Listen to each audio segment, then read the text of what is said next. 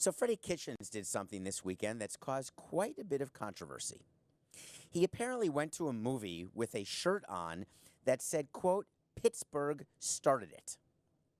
Now, for those of you who are living under a rock or still digesting from the turkey and the stuffing, there was a fight that took place between the Pittsburgh Steelers and the Cleveland Browns that resulted in an indefinite suspension for Myles Garrett. There was some talk that Mason Rudolph started that fight by trying to take and rip Garrett's helmet off. We talked about it here on Nothing Personal. We looked at the videotape frame by frame. I argued that Rudolph was absolutely culpable in this, but it does not excuse Garrett's behavior. But then Freddie Kitchens decided, because the Browns are having such a good season and all the focus has been on the great performance of their team, that he would do a little bit of an utz. Do you know what an utz is? It's Yiddish. A little saying Pittsburgh started it. It's called BBM, is what we used to say when I was with the Marlins for all those years. You want to stay away from BBM. Is that a real thing? It's called bulletin board material, and it is real. I've been in the clubhouse. It used to be an actual bulletin board where the announcements are and where all of the notices are, like you can't gamble on your own sport, and the notice about all the rules, who can be in the clubhouse, who can be in the locker room. It actually used to be a bulletin board. Times have changed, and now it went from a bulletin board to a whiteboard. Now it's just simply M squared. Monitor material, because it's monitors in the clubhouse. So Pittsburgh Steelers got wind of Freddie Kitchens' shirt. They put it on the monitor to quote-unquote give them extra bonus incentive, as though their mediocre season was not bonus incentive enough. The question I have for Freddie Kitchens is, when your job is hanging by the thread, basically the width of dental floss, why is it that you feel you want to stir the pot? Tell me the benefit. What we would say to our manager and our coaches and to anyone in the organization, every move you make, I want you to do a cost-benefit analysis. How are you benefiting your team and your organization versus are you costing your team or your organization?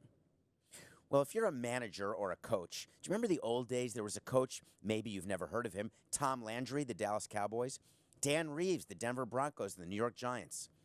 They wore jackets, ties, sometimes even fedoras. They didn't wear sweatshirts like Bill Belichick. They didn't look like complete schleppers. They actually dressed nicely. Well, Freddie Kitchens, when he's going to a movie on his personal time, can wear whatever he wants. But when he wears a shirt that says Pittsburgh started it, and I'm the front office of the Browns, I'm immediately calling him in for a tiny little slap on the wrist.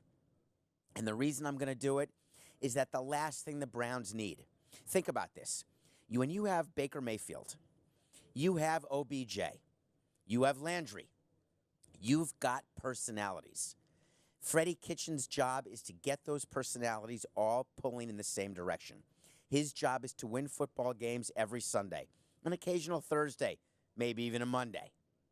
But your job is not to give any sort of life to your opponent. Now, what does he do when he walks in the clubhouse, in the locker room? He makes his players answer for him, because that's what happens when a manager or a coach becomes a distraction. And then it lives another day.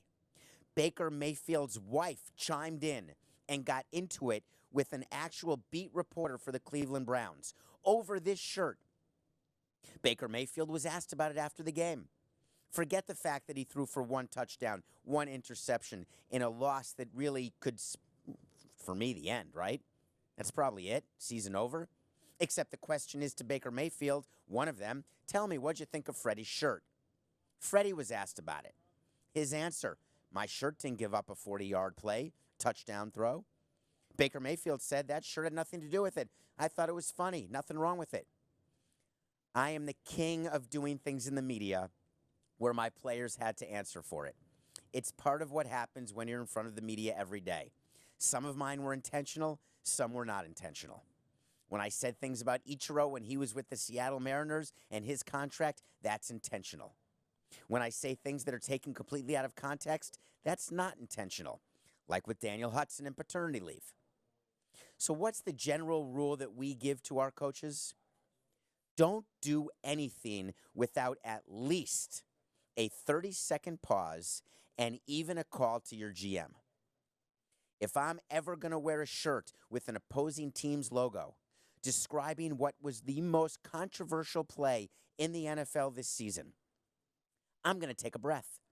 I'm going to take a minute, and I'm going to make sure that my team and my owner and my GM know exactly what I'm doing. You think this is taking away his freedom of expression, his freedom of speech? I don't. It's called being in an organization and trying to get victories. Freddie, that shirt was a straight loser, just like your team.